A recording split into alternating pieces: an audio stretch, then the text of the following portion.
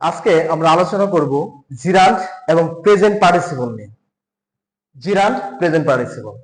ইংরেজি ব্যাকরণে জিরান্ট এবং present participle নিয়ে কনফিউশনে পড়ে নাই এরকম স্টুডেন্ট খুঁজে পাওয়া খুব দুষ্কর। কেন? কারণ জিরান্ট দেখতে যেরকম, প্রেজেন্ট পার্টিসিপল দেখতে ঠিক সেই রকম। দেখতে কিরকম দুইটা দেখেন। জিরান্ট হচ্ছে ভি প্লাস আইএনজি, অর্থাৎ ভার্বের সাথে আইএনজি যোগ করে জিরান্ট গঠন করতে হয়। ঠিক একইভাবে ভার্ব প্লাস আইএনজি মানে ভার্বের সাথে আইএনজি যোগ করে হচ্ছে প্রেজেন্ট পার্টিসিপল গঠন করতে হয়।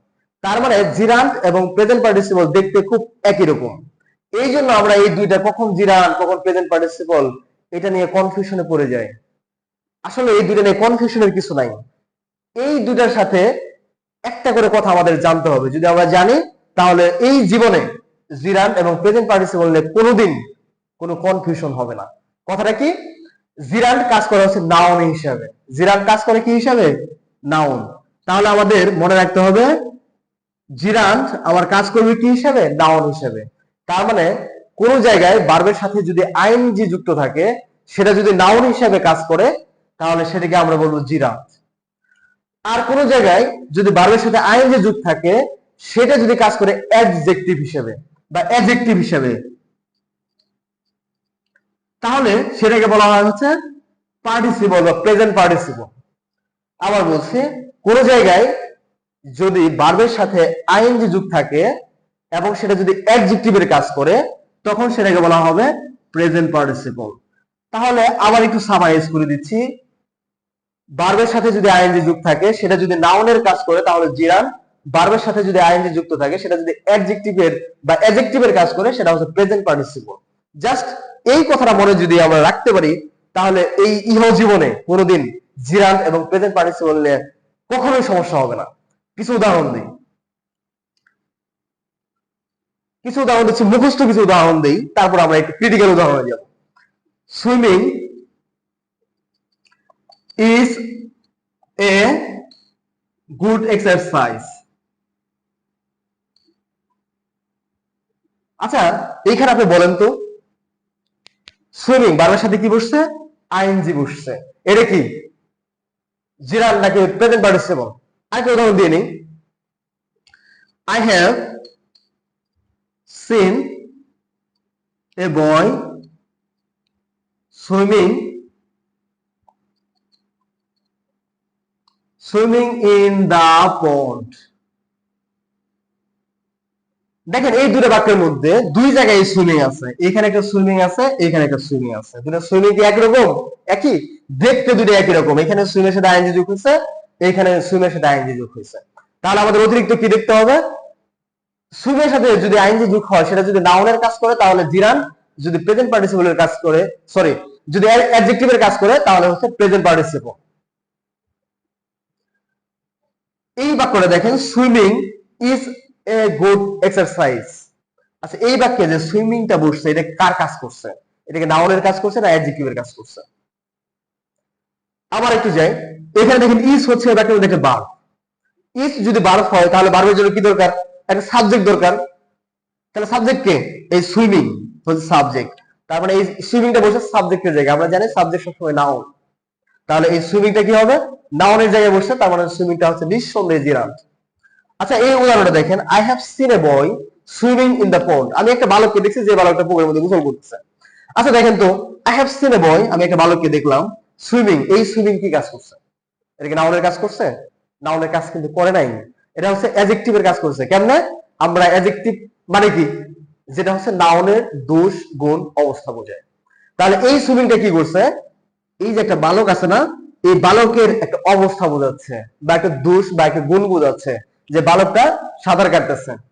তাহলে এইটা কি নাউনের, সুইমিংটা কি নাউনের কাজ করছে? করে নাই। সুইমিংটা হচ্ছে অ্যাডজেক্টিভের কাজ করছে বা অ্যাডজেক্টিভের কাজ করছে। এখানে যে বয় শব্দটা আছে, নাউনটা আছে, এই বয়ের দোষ গুণ অবস্থা বোঝাচ্ছে। তাহলে এই সুইমিংটা হচ্ছে প্রেজেন্ট পার্টিসিপল। Present participle. আর এই যে সুইমিংটা আছে, এই সুইমিংটা কি? Swimming is a good exercise. এই সুইমিংটা হচ্ছে জিরান্ট, কারণ এটা নাউনের কাজ করছে। কি কথা বোঝা গেছে? এরকম আরো যদি যত উদাহরণ দেবো আমি, সব উদাহরণই হচ্ছে ঠিক সেম একই জিনিস। শুধু একটা জিনিসই দেখতে হবে, সেটা কি নাউনের কাজ করে নাকি অ্যাডজেক্টিভের কাজ করে? আচ্ছা, এবার আমি একটু বলি, যদি আমরা হচ্ছে জিরান্ট এবং পার্টিসিপল আরো ক্লিয়ার ভাবে যদি জানতে চাই, তাহলে আমাদের যে জিনিসটা জানতে হবে সেটা হচ্ছে কি, নাউন আমার কোন কোন জায়গায় নাউন বসে, নাউনের জায়গাগুলো কোথায়, আর অ্যাডজেক্টিভ যে আছে অ্যাডজেক্টিভের জায়গা কোথায়। আমরা যদি নাউনের জায়গাগুলো চিহ্নিত করতে পারি, তাহলে ঠিক ওই জায়গায় যদি কোনো ভার্ব থাকে, ভার্ব বলতে হচ্ছে নন ফাইনাইট ভার্ব যদি থাকে, সেটা জিরান হয়। অথবা নাউনের যে জায়গা যেগুলো আছে ওইখানে যদি হচ্ছে কি থাকে, ভার্বের সাথে আইনজি যুক্ত কোনো ভার্ব থাকে, তাহলে সেটা কি হবে, নাউনের জায়গায় যদি থাকে জিরান হবে। আর অ্যাডজেক্টিভের জায়গায় থাকলে সেটা কি হবে, আমরা জানি পার্টিসিপল কয় রকমের আছে, present participle, past participle, perfect participle. তারপর হচ্ছে যদি অ্যাডজেক্টিভের জায়গায় থাকে, তাহলে হচ্ছে কি হতে পারে, হয় প্রেজেন্ট পার্টিসিপল হবে, না পাস্ট পার্টিসিপল হবে, না হয় পারফেক্ট পার্টিসিপল হবে। বিষয়টা খুব সিম্পল। আরো কিছু উদাহরণ দেই, উদাহরণ দিলে আমরা আরো বিষয়টা ক্লিয়ার হবে। Rolling, a rolling stone gathers no moss. A rolling stone gathers no moss. আচ্ছা, এই যে উদাহরণটা আমি দিলাম, এখানে দেখেন স্টোন আছে, রোলিং আছে, ভার্ব কি গ্যাদার্স। তাহলে এই বাক্যের মধ্যে আমার যে রোলিংটা আছে, এই রোলিংটা কি জিরান্ট না পার্টিসিপল? কিভাবে বুঝবো? খুব সহজ, ভার্বের সাথে আইএনজি যোগ হয়েছে, যোগ হওয়ার পর আমরা কি দেখবো, এটা কি নাউনের কাজ করে না অ্যাডজেক্টিভের কাজ করে? আচ্ছা দেখেন তো, এই রোলিংটা কিসের কাজ করতেছে? রোলিং এর পরে একটা হচ্ছে নাউন বসছে, নাম হচ্ছে স্টোন, পাথর। তারপর হচ্ছে একটা ভার্ব আছে গ্যাদার্স। আচ্ছা, গ্যাদার্স এর কি subject K?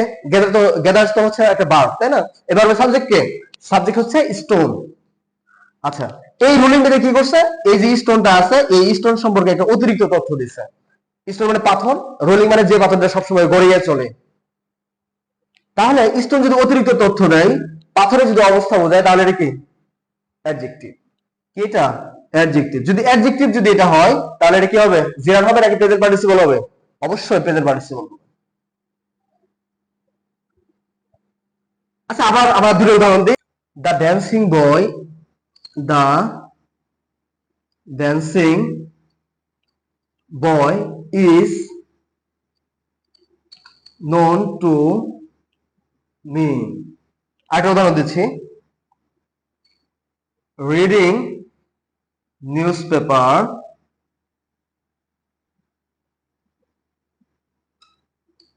is a good habit.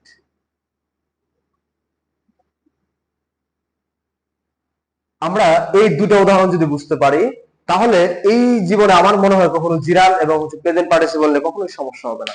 একটু দেখেন তো, দ্য ড্যান্সিং বয়, এখানে ড্যান্সিং বসছে, এই ড্যান্সিং দিয়ে কি বুঝাইছে? এরপরে কি আছে, একটা নাউন আছে, তাই না? তাহলে এই নাউনের দুই গুণ বুঝাইছে। বয় হচ্ছে একটা নাউন, নাউনের দুই গুণ বুঝাইছে ড্যান্সিং দিয়ে, তাহলে এটা হচ্ছে কি প্রেজেন্ট পার্টিসিপল। আচ্ছা, এরপর দেখেন দ্য রিডিং নিউজ পেপার। আসলে এই রিডিং দিয়ে কি নিউজ পেপারের কোন দুষ্গুণ বুঝাইছে? এটা হচ্ছে ফ্যাক্ট। এটা দেখেন, এখানে যেমন ড্যান্সিং বয় বালকের একটা অবস্থা বুঝাইছে, তো নিউজ পেপারের কি রিডিং দিয়ে কোনো অবস্থা বুঝাইছে? এটা কিন্তু অবস্থা বোঝাই নাই।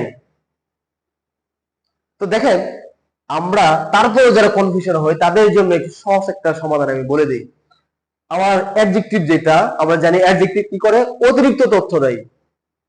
তার মানে কোনো বাক্য থেকে যদি আমি অ্যাডজেক্টিভটা বাদ দেই, তাহলে কি হবে, আমার অতিরিক্ত তথ্যটা বাদ যাবে, কিন্তু বাক্যটা কিন্তু অপূর্ণ থাকবে না, বাক্যটা সম্পূর্ণ হবে। কিন্তু যদি আমি নাউন বাদ দিয়ে দিই, তাহলে কিন্তু আমার বাক্য সম্পূর্ণ থাকবে না। তাহলে রিডিং নিউজ পেপার, এইখানে যদি আমি কি করি, আমি ধরেন বুঝতেছি না এই রিডিং দিয়ে কি হচ্ছে নাউন বোঝাইছে নাকি অ্যাডজেক্টিভ বোঝাইছে, তাহলে আমি এই রিডিংটা বাদ দিয়ে দিই, রিডিং বাদ দিলাম। এখানে ড্যান্সিং বয়, আমি এই ড্যান্সিংটা বাদ দিলাম। দেখেন তো, এটা বাদ দিয়ে পড়েন তো, দেখা যায় বাক্যটা ঠিক থাকে কিনা। যদি বলে এখানে ড্যান্সিং বাদ দিই, তাহলে কি হয়, the boy is known to me, এই বালকটা আমার কাছে পরিচিত, the boy is known to me. আচ্ছা, বাক্যটা বললে কি অসম্পূর্ণ মনে হয়? বাক্যটা কিন্তু অসম্পূর্ণ মনে হয় না। আচ্ছা, এই বাক্যটা বলেন তো, reading news paper is a good habit. এখানে যদি আমি এই রিডিংটা বাদ দিয়ে দেই, যদি বলি news paper is a good habit, তাহলে কি বাক্য ঠিক থাকে? আবার বলছি news paper is a good habit, বাক্য ঠিক থাকে যে পত্রিকা হচ্ছে একটা ভালো স্বভাব। ভালো অভ্যাস ঠিক থাকে না। তার মানে হচ্ছে এইখানে ড্যান্সিং এর অবস্থাটা আর এখানে রিডিং এর অবস্থা দুটো একরকম না। তার মানে হচ্ছে অ্যাডজেক্টিভ হচ্ছে আমাকে অতিরিক্ত তথ্য দেয়, অতিরিক্ত তথ্য যদি আমি বাদ দেই তাহলে অতিরিক্ত তথ্যটাই শুধু বাদ যাবে, বাক্যটা ঠিক থাকবে। তার মানে এই ড্যান্সিং বাদ দিলে আমার বাক্যটা ঠিক থাকতেছে, ড্যান্সিং হচ্ছে অ্যাডজেক্টিভ। এখানে যদি আমি রিডিংটা বাদ দেই, reading news paper is a good habit, তাহলে কিন্তু আমার হচ্ছে বাক্যের অর্থটা ঠিক থাকতেছে না, অর্থটা কিন্তু হচ্ছে না, বাক্যটা পরিপূর্ণ হচ্ছে না। News paper is a good habit আমরা বলতে পারি না, পত্রিকা হচ্ছে একটা ভালো অভ্যাস বলতে পারি না।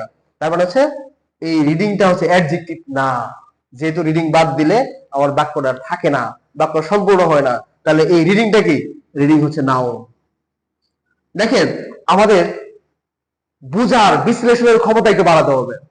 একটু দেখেন তো, ড্যান্সিং বয় বলতে আমরা কাকে বুঝি? আসলে আমরা একটা বালককে বুঝি।